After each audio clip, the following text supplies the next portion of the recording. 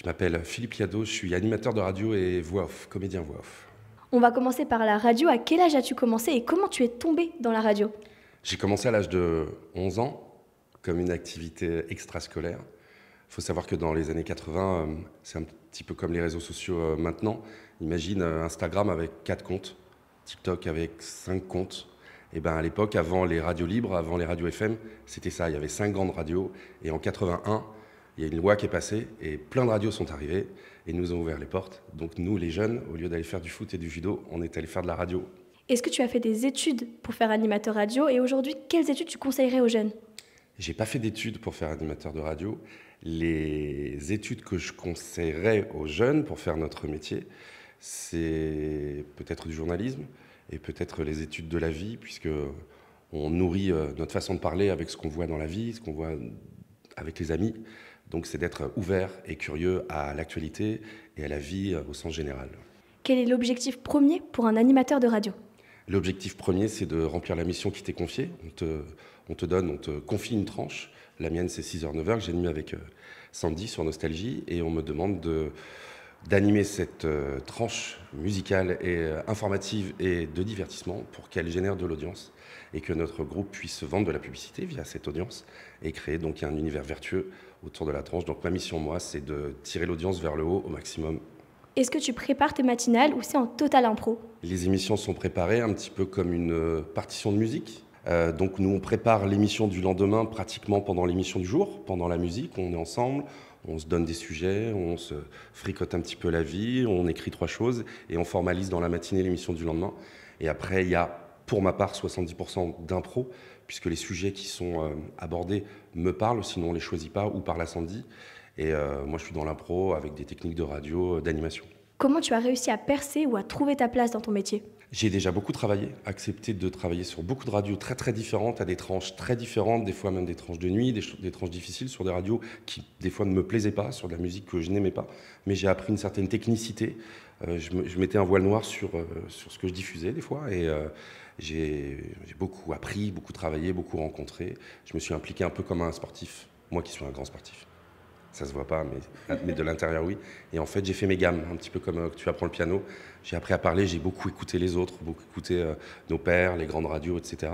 Jusqu'à un moment, avoir des automatismes et une notion de plaisir qui est arrivée dans mon métier et qui m'a guidé jusqu'à encore aujourd'hui. Penses-tu que c'est un métier qui s'apprend ou bien il faut avoir un don à la base?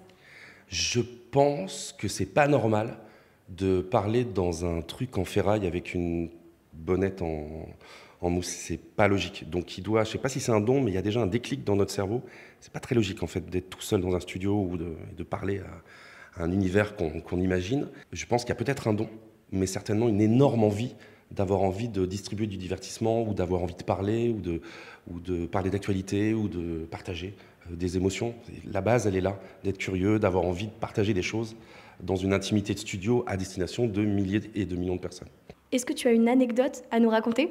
Ouais, j'en aurais presque tous les jours, mais une qui m'a fait rire récemment, quand on a des gens à l'antenne qui viennent jouer avec nous, le service du standard qui est hyper important chez nous, puisque c'est le premier contact avec les auditeurs, m'a fait une fiche avec une jeune fille, et sa ville, son âge, son métier, et puis il y avait une petite anecdote en dessous, étalée dans un spa ce week-end avec son ami. Je lui dis tiens c'est cool, donc quand j'ai eu la personne à l'antenne, je fais alors ça s'est bien passé le spa, et en fait c'est complètement foiré, elles étaient allées à la SPA pour aller adopter un chien, donc ça nous a fait un fou rire et ça m'a permis de parler de la SPA derrière. Voilà, il y a toujours une petite anecdote au quotidien, c'est ça aussi la radio en live.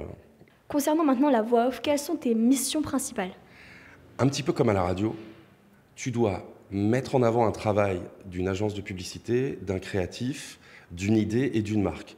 Donc tu es choisi sur casting, pour ton timbre, pour ta diction, sur tes références peut-être passées dans ce que tu as fait dans la voix, et tu es au service de la marque et au service du créatif. S'il a choisi ta voix lors du casting, tu es là pour sublimer le produit, que ce soit en radio, en télé, au cinéma, etc. Sublimer, tu es vraiment la dernière personne qui va faire passer le message. Donc il ne faut pas se tromper. Mais la mission, elle est très claire, c'est mettre en avant le produit avec ce que tu peux faire. Si c'est pas toi, ce sera quelqu'un d'autre, mais normalement, tu es choisi pour ça. Quelle a été ta voix off préférée?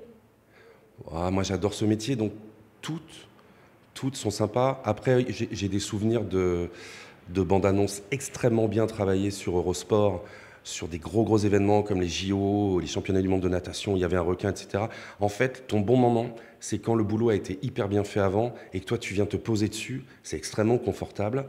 Et voilà, donc j'ai plusieurs anecdotes de spots ou de pubs radio qui m'ont plu, où j'ai passé des bons moments. Il y en a des plus difficiles, il y en a de moins jolis, mais en règle générale, quand on est choisi sur un produit, c'est par rapport à ta voix, ton timbre, des choses comme ça. C'est plutôt confortable, t'es dans ton univers et tu aspires un peu le produit. Donc voilà, moi j'aime bien ces moments-là, quoi.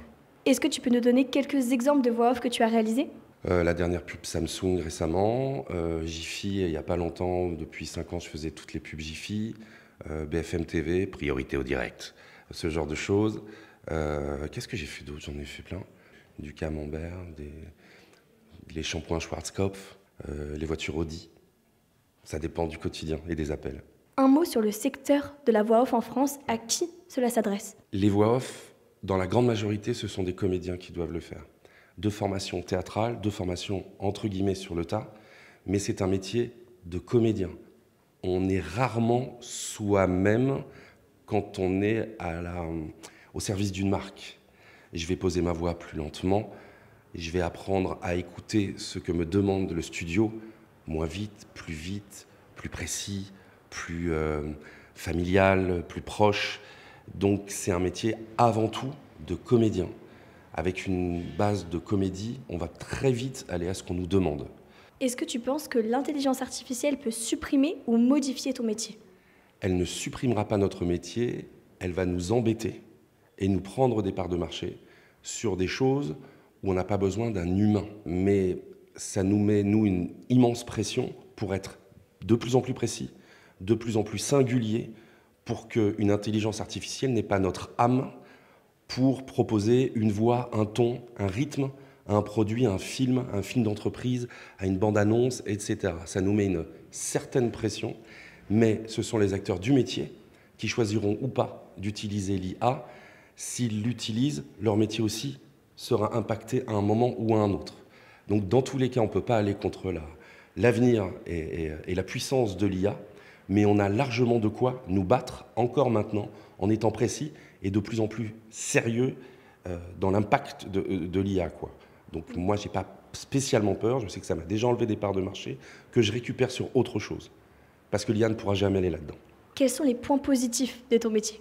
Les points positifs de mon métier, c'est de tous les jours rencontrer des gens, ne jamais faire la même chose et être acteur d'un produit qui n'est pas le tien. Quand tu deviens la voix d'une voiture ou d'une entité, une marque, eh ben, tu découvres aussi ce que fait ce métier-là. Donc on se nourrit au quotidien de marques, de sociétés, de produits. Et on va dans des studios, on rencontre des gens, on voit beaucoup de passionnés. Un studio de l'image, ça se fait pas n'importe comment. Donc c'est fantastique de voir comment les gens travaillent.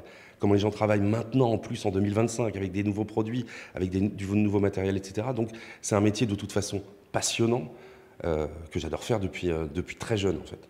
Et quels sont les points négatifs? Les points négatifs de ce métier, c'est que on n'est pas engagé tous les jours. C'est de l'intermittence. Il y a des moments avec, il y a des moments sans, et il y a des très longs moments sans.